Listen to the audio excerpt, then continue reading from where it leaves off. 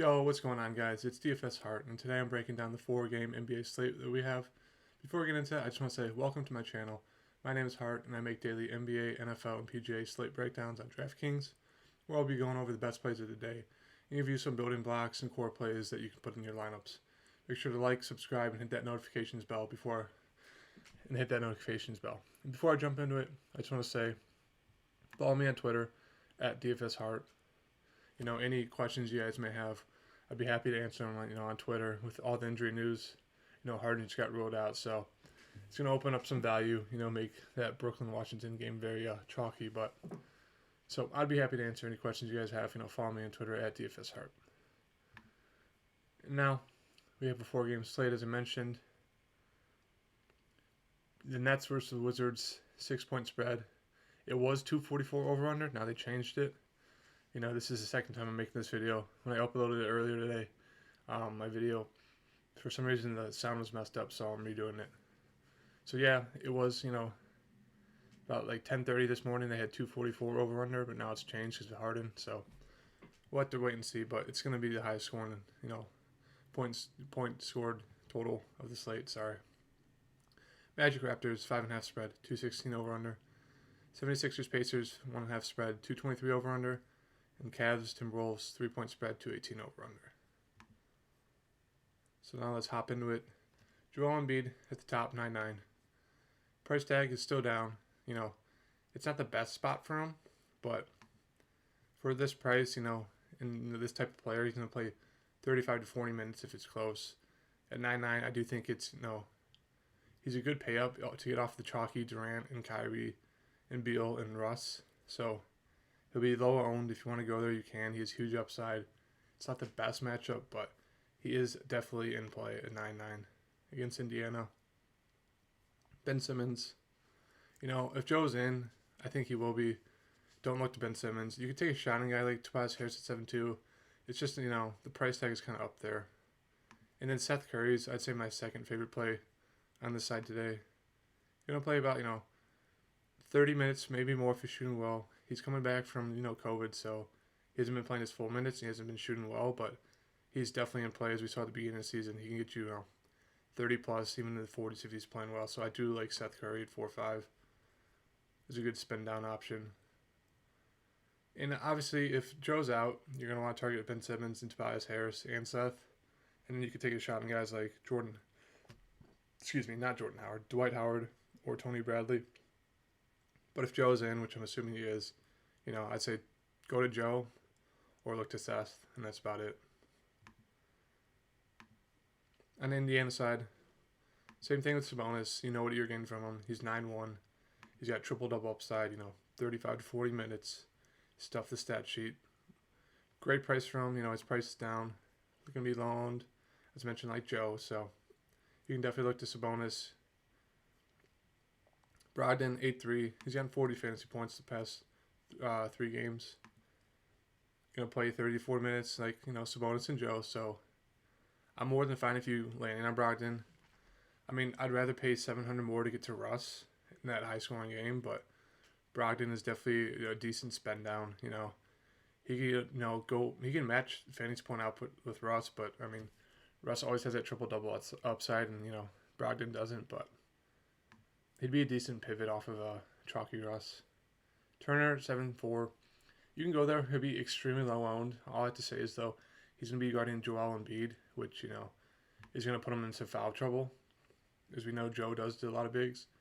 And Miles Turner is, foul prone even before adding in the Joe effect. So I just don't see a game where he stays out of foul trouble against Joe and pays off his price. So I want to do it. Levert's still out, Warren's still out, and then you can take a shot on a guy like Jeremy Lamb at 5.2. He's going to play about 30 minutes. He's a decent scorer, good rebounding, could get you some blocks and assists, maybe a steal or two. So he's a fine play at 5.2. Him and Seth are going to be decent options at the shooting guard today. TJ McConnell, I don't think you have to do it at 5.1. And then you can take a shot on Justin Holiday at 4.9. He's a little bit more scoring dependent than what's his name?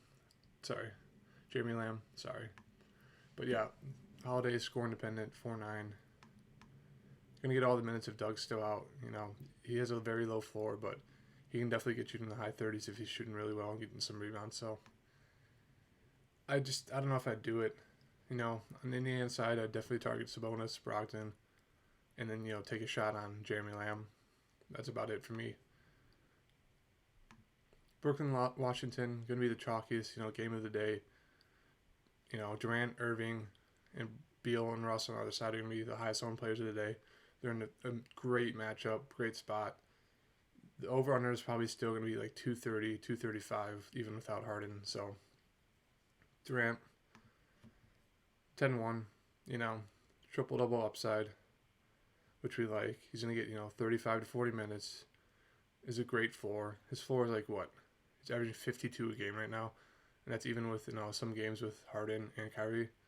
And now that Harden's out, Durant's going to have to do a lot more. So, perfect play of the day. Going to be a high owned, but more than fine with you going to him. You're going to want to get a piece, at least one piece from this game. Whether that be Durant, Irving, or Russ and Beal. Obviously, Beal's going to be the lowest owned. So you could take a shot on him, but I'd much rather go to Durant, Irving, or Russ. Kyrie 9-3. Harden's out, so he's going to play 35 to 40 minutes. Going to do a lot more rebounding and assists. He can score the ball, very easily. Great, spot for him. Great price. Joe Harris becomes a little bit more viable now that Harden's out, just because more shots are gonna go his way, maybe some more rebounds. So he's a guy you could take a shot on. I don't think I'll do it. Same with DeAndre Jordan. Don't think you have to do it. Draftkings gonna get about 30, 35 minutes. He's not the best scorer at 4-9. He's not gonna crush, but he's a decent play. Kind of safe floor, about 20, 25 fantasy points. And then Bruce Brown and TLC are the guys you want to take a shot on for value. I'm assuming they'll put Bruce Brown in the starting role. He'll play about 20 to 25.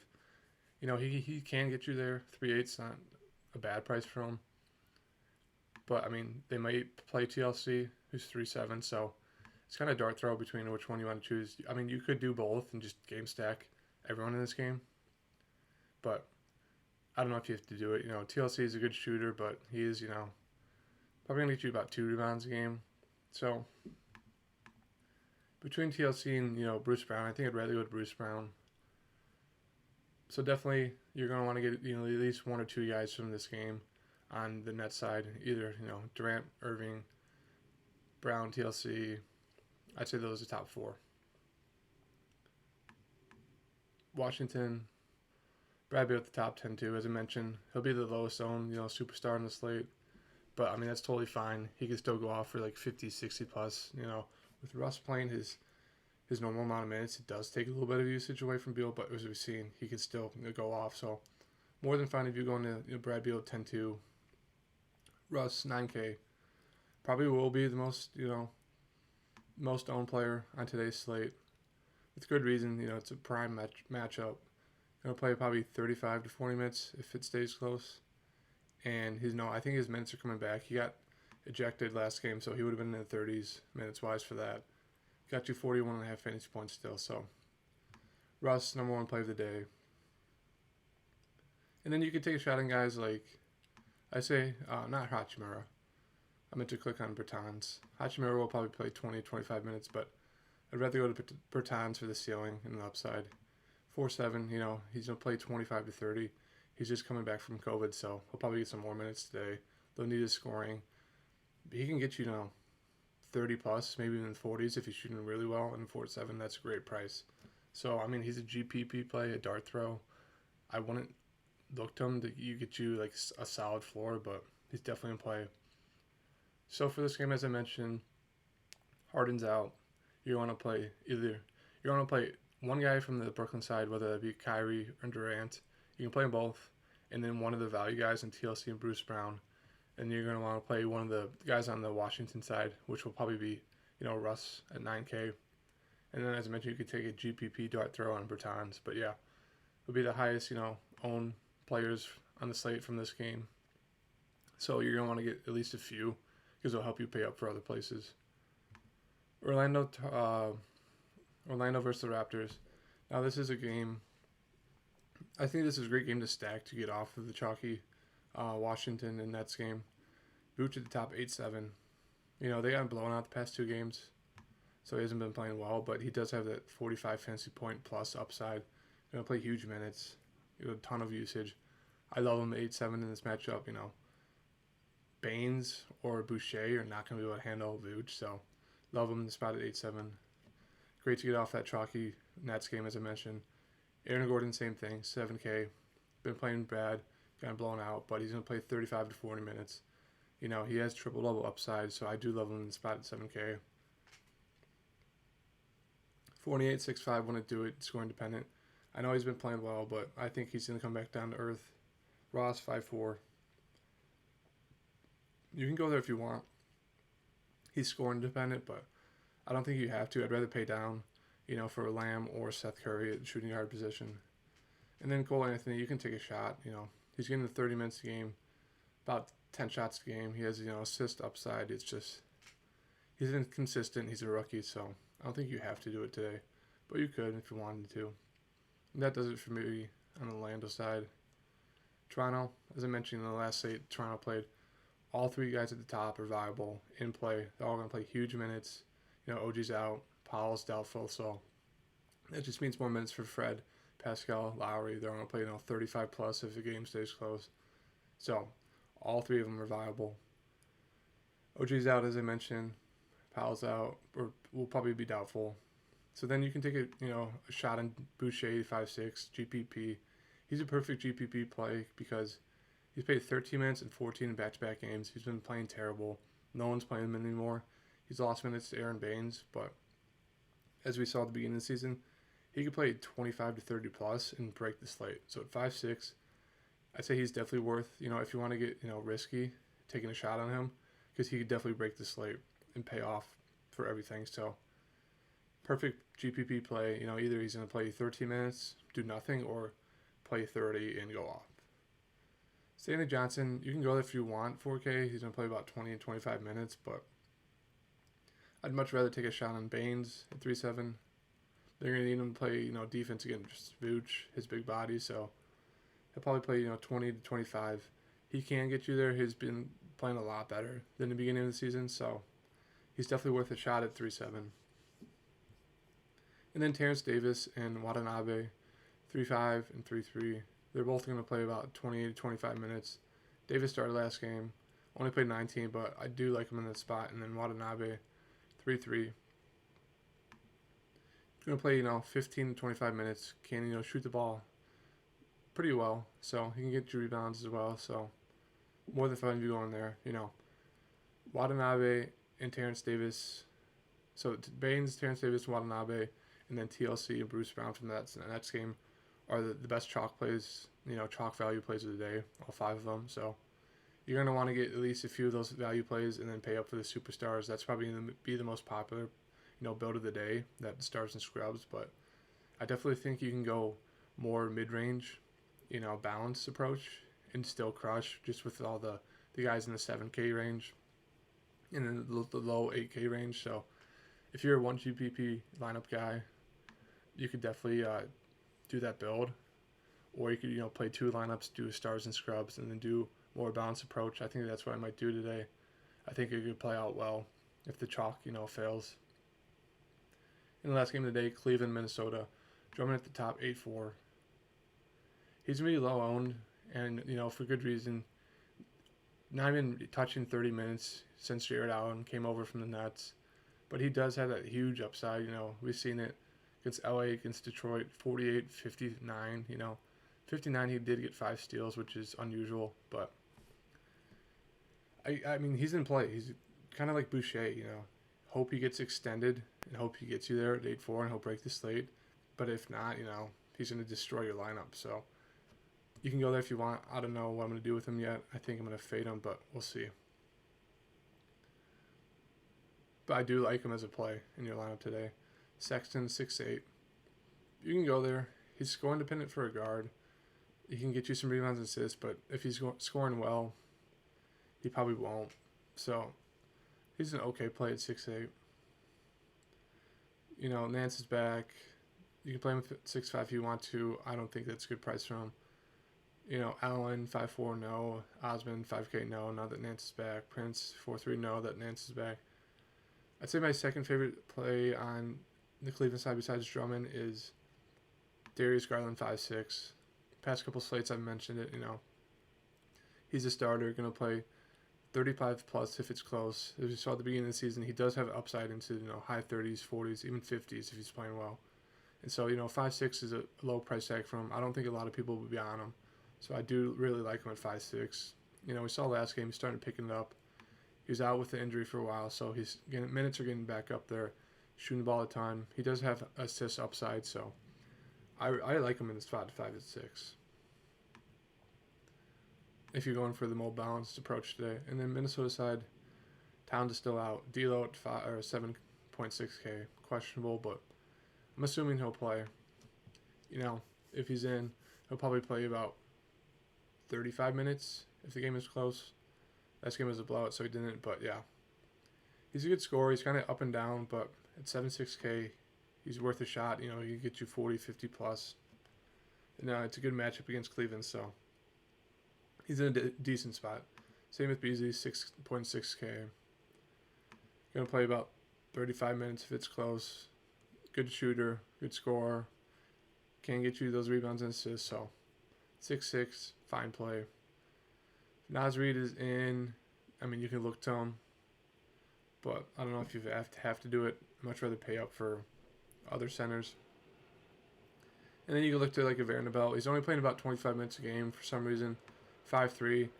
He has the ability to get you there into the 30s, but I don't know. It's just shaping up to be that stars and scrubs build.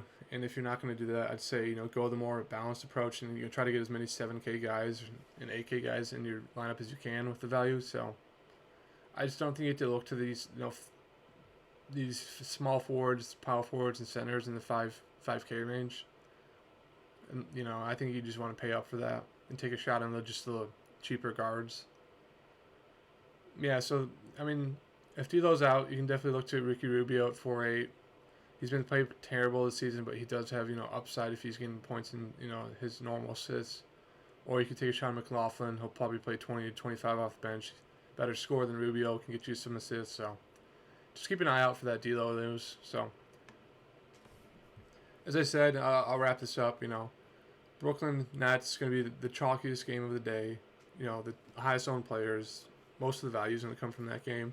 So everyone else on the slate is going to be lower owned, especially the stars like Joel, Sabonis, Brogdon, Vooch, Gordon, all the Raptors guys, and then Drummond and this Minnesota game. I think everyone's going to be probably 10% or less owned in this Cleveland Minnesota game. So it's shaping up to be that stars and scrubs build with the Nets value and the Toronto value, and then those Nets and Washington superstars, but I'd say if you're a one lineup guy, definitely go the stars and scrubs, approach. It's the safest option, especially with everyone doing it today. But if you want to play two lineups, definitely go stars and scrubs and then go more balanced. So let's look at a balanced build. I'd say good game to target is Orlando and Toronto. Vooch. He's just a perfect play today, 8-7. So I think Vooch, Gordon, and Fred. And then you can throw in those value plays of Watanabe. And let's just say Bruce Brown. So I think that's that leaves you with a solid lineup to build around with those plays. Obviously you can change pick people, move people out. Let's see. If we throw in Russ, see that's definitely a viable build. You get exposure to the Brooklyn Nets, Washington game with Russ, triple double upside. You get low on Vooch at 8-7 in a great spot. You get some value plays, and then you got Van Fleet, who's been a stud this year. Aaron Gordon going to be low owned, but he has that high upside. And then I guess let's see if you can fit in. No, you can't fit in Durant, but you can always take out Vooch. Go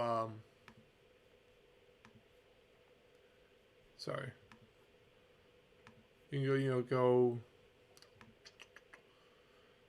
Durant